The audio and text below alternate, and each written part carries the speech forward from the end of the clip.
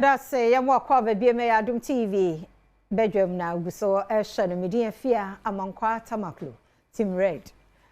Team Red no ane de koda memenda. Family of 5 move to 50 cities. Na ye shi Adom color party. Eye memenda we ya wo Legon Botanical Gardens. Made of Brana Samini ne Adom to 42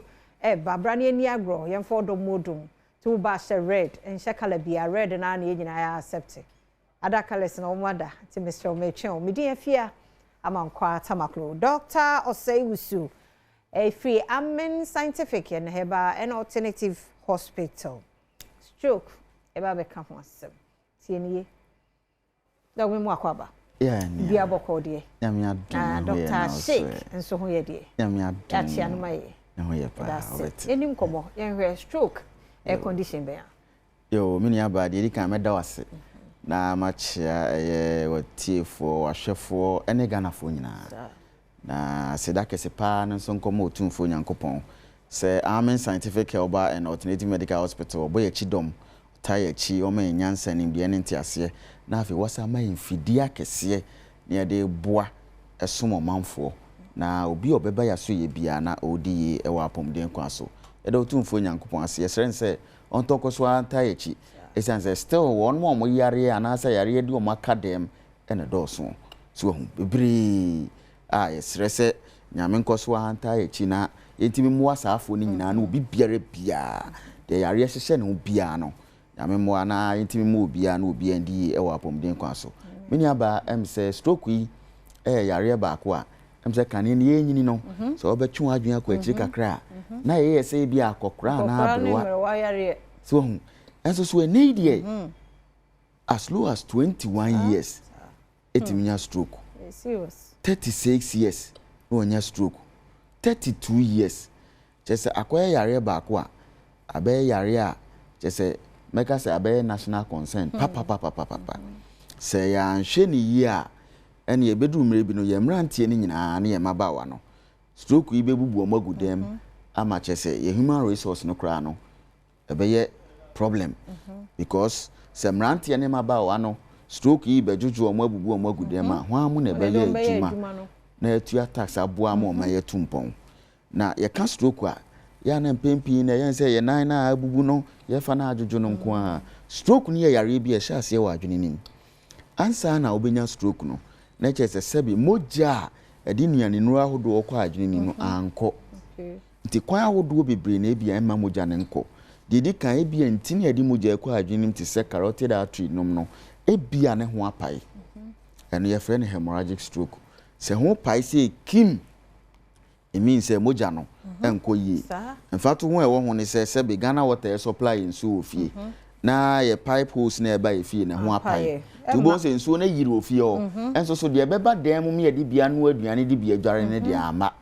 ti eba sa brain cells na nya nutrients nti ubo se na afi ewu na afi de akotai nchen no nso akoye problem o so afi de to so mienu ye bibia friend ischemic stroke ai no emoja na ekwa adwene nim no ebia ntini ni mu abo apo so bibia friend clot unse clotting system ni nyina adwumadi ni se ebeboa na sebi nke ebia ye pra no a moja etu ye no bonza clot platelets na boa na clot na afi moja no yen lose too much blood na emom na ebinim no ho a ebi o hawa hodo bi timi keka bom na ewo mu moja no omunya cat kra na ebobo apo ekosi ntini edi moja ekwa adwene ni mu abonsa afi akofa bibi friend stroke aba esanse moja no begina epo na chi na afi ntimi nkwa adwene ni mu mfa nya ne nuro oxygen glucose ni ade enko na akofa stroke yaba nti akoya ade ba ko a se nya ba ne sei penyame amwo amini aba wo ho a utini timi dwa wo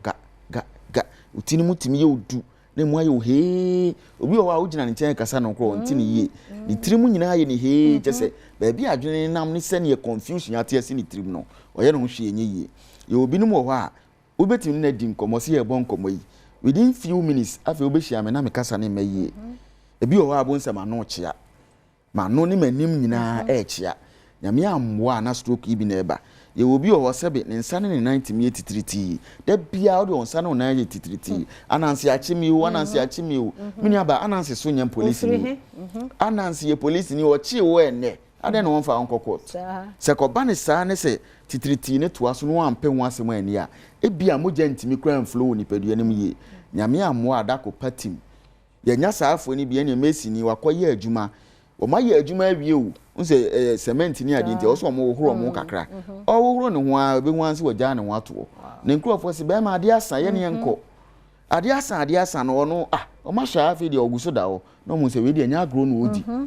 o mo be pinchen no na chese ne fa nyina adwojo a stroke na aba nti mini aba abra wo be hu se otiye o ya wani mu chia wa no chia o mu anu lose voice o mu an sa no 93 o fa no unfeeli no se ne yesefata untimi kura mpagya ho yie na se o mu aye dududu no ntempa na no atumrika ba amen scientific me se saa yare awie ene afoforo akese bebre na amen scientific hwe ansa na ye beto aso mini aba ye de yen sha dance die no na ye be hu stroke ho adanse die sonko kra ewi a ye beto aso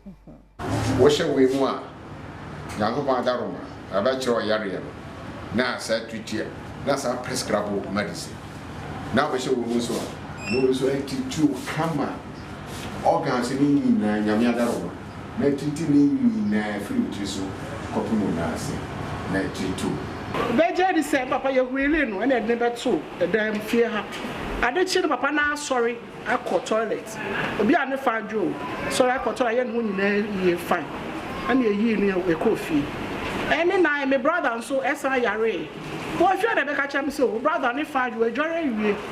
mo sorry ye ni fadwo me say what ni fadwo one time ni sha me kam ena mo de ni shame na me de ne ba ano so nyame na adom ende onnam menso ame hu sa me hu yare anu ntino me hu yes ya dudu na me si no ame wo ho na me tira ho ede wa na be driving na me ba ena nyame na adom me wa to me enti me catch obi bia ame scientific na dro no dro a ya nwanwa adwuma enti obi a who just who fa who symptoms na the difference are Adom cry my medicine person the medicine difference me gonna say most of the time I catch my colleagues the member army there is the vast difference massa enti dog ya wie dance ya no so trofo na se ne dance ni wa chirichiri o hwe stroke na brebia ya ka se wo high blood pressure o chances se obenya stroke wo soro o diabetes o chances se obenya stroke wo soro o yo obi a cholesterol no doctor aka se cholesterol ko soro a obetimenya stroke obi a obre o bebri stress overload etimi ko fa stroke yaba ene efre bibi de ma na ihu kura ne se bibi efre no genetic predisposition yetiwe ye wade e ma me da abusua mu ma me ne papa e wo ye no ye wo genes bia no na make up nti wo obi a pressure wo fie si kyeyare wo fie stroke no o papa bia nya bi pen wo ma me bi wo na na bia nya bi pen na abra wo nyina wo so wo hwe ho ye pa ye hwe ma me adanse die ya ne papa nya bi ne nia ba nya bi nti wono nso so hu science yi se ne nsa ne na sha se ye titriti na odimika so hu nyame adom ade ewom anwanwade ewom ni se saafo nyina ba nyame adom sa asori nante ye o hwe ma me ya na busua nyina afi che se ono de ne marketing kete ye wo primary school nyina odo mo ba amen scientific nti de e ka kire omanfo ne se yare no ba bi eduru bia nye stroke ko a yare bia ba bi eduru bia se ne ahya ase afa eduru stroke yi wo de ye twam 1 year 6 months ahya ase ba bi eduru bia bomoden na bra amen scientific na wo ba so a nyame adom obenya yaresa amen yaso ye de onim se dose bebri e ho ye won kwanta e kumasi atuma tachima ani kejetia takrade ye wa pramdo nkra ha ye odomi CFC flat nche eco train dade ne so wo e na yesa wo e sprinters la shibi klagon ye ben ashama na da bridge ne pa ye wo enche ye wo kwame danso ye wo tamale ye wo boga chese ba bia wo bia amen scientific e ben wo yare ben e na ye nkwana na ama ofie eye agija tu anamon bra sanse o ma amena enkasa o yare ya no ne aduru yesre yemra mesihye mfidie mu ne yencheke ye ne hu ye haw ansa ne ye de aduru aka wo entuto nro nye self medication basa esan stroke ya ye kan ebi mo ye self medication a amo mo nso akofo mo de aba nti ye be stress ye hwe hu ye ne ntu anamon bra amen scientific ne ye be boa frɛ ye number si ye be gye oso ne aboa wo na se ne tie bia no nso wadi e wa apomden kwa so 0244 227192 0244 227192 020 722 9505 020 722 9505 0245 275 254 0245 275 254 number simu Biafra ebeje so ni aboa wo na wadi e wa apomden kwa so papa Pamen Scientific Herbal and Alternative Medical Hospital and I say one more